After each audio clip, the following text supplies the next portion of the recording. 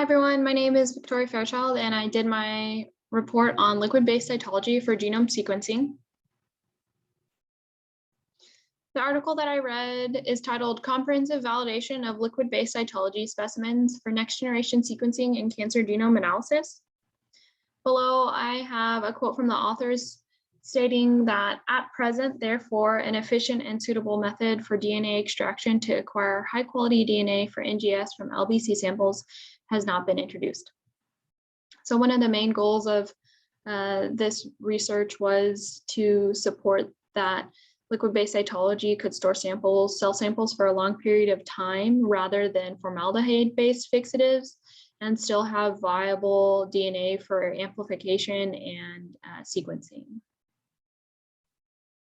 So there are a few terms to know along the way. Liquid-based cytology, or LBC, is a method of preparing cell samples for cytopathology using a preservative liquid. So in this research, it's cyto-rich red, which is an alcohol-based fixative. NGS, or next-generation sequencing, is a high-throughput method used to determine a portion of the nucleotide sequence of an individual's genome. So this is a much more efficient way to sequence nucleotides.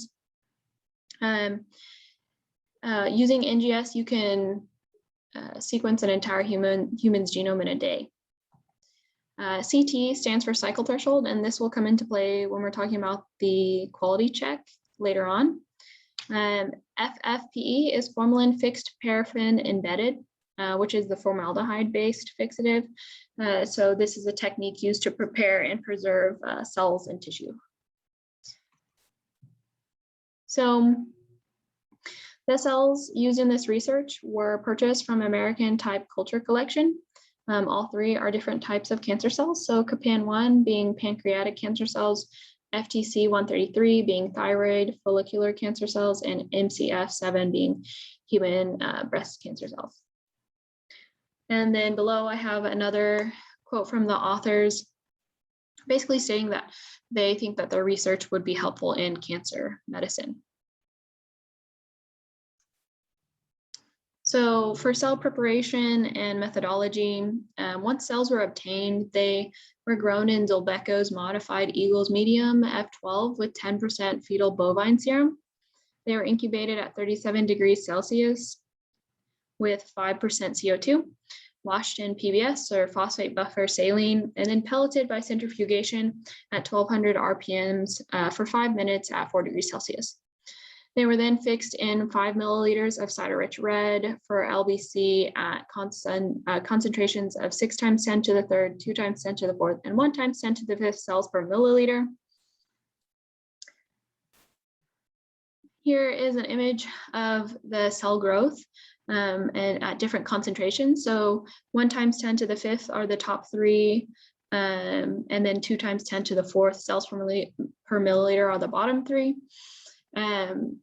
You'll see that the 1 times 10 to the fifth cells per milliliter is more crowded, obviously, but they did state that there was some overlap in growth, and this did end up affecting their results.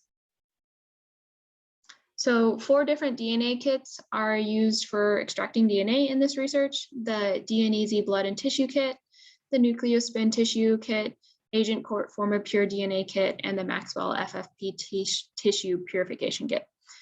Whenever we're looking at the data, they will refer to each of these by the company name, so the Keigen, Takara, Beckham, and the Promega. So when they did a quality check on the DNA of their cells, they based it on the cycle threshold. So essentially, lower cycle threshold values are achieved when larger amounts of target DNA are present. So if you don't have a lot of target DNA present, then your cycle threshold values will rise. So the lower the score, the better. And the QC scores are based off of the CT scores. P-values less than 0.05 are considered significant in this research. So this first set of data and results are the cells at 6 times 10 to the third cells per milliliter after 30 days of storage in LBC. The top set are QC scores, and you can see that they're all very low, which is good. And then below we have amplifiable DNA in nanograms per microliter. And you can see that there was amplifiable DNA for all 4 different kits, but it looks like the Promega kit did the best with lowest QC scores and then the highest amount of amplifiable DNA. So this set of results is based off of the 6 × 10⁻³ cells per milliliter concentration, but after 90 days. So the QC scores again are low, which is good, and then they still had amplifiable DNA, and you can see that the Promega kit still did very well, whereas some of the DNA seemed to drop on some of the other kits. The single asterisk means that the p-value is less than 0.05, and the double asterisk means that the p-value is less than 0.01. So after using the cultured samples, they decided to move on to clinical cytology samples from actual cancer patients in Japan. So they ascertained cell samples from the Kagoshima University Hospital and the Hokuto Hospital. These liquid-based cytology samples were stored up to 4 years with high-quality results. They used an FFP tissue for the control.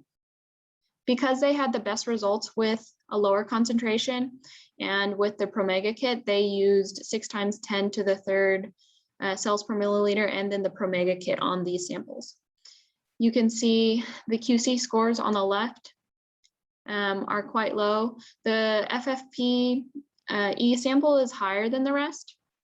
And then you can see from half a year all the way up to 4 years, they maintained just under 0.01. And then with amplifiable DNA and nanograms per microliter, they had amplifiable DNA all the way up to 4 years. Looks like they had the most amplifiable DNA at 2 years, but you'll notice that the control with the formaldehyde base fixative was much lower than the rest. So overall, very positive results in this research. The researchers did state that they had diminishing returns at higher concentrations. So the 1 × 10⁵ cells per milliliter did not have as good results. So their best results came from a lower concentration of 6 × 10⁵ cells per milliliter. The Promega kit had the best extraction, and the cider-rich red alcohol-based fixative did much better than the FFPE fixative. This is a final quote from the authors stating that the liquid-based cytology samples were shown to be suitable for next-generation sequencing analysis when DNA was directly obtained from LBC samples fixed with the appropriate concentration of fixative. So I think this quote just shows that they were very confident in their results. As they stated, they stated that they could show that liquid-based cytology was suitable for next-generation sequencing. So I just think this shows that they had great results and felt confident in them. Here are my sources, and feel free to ask me any questions. Thank you.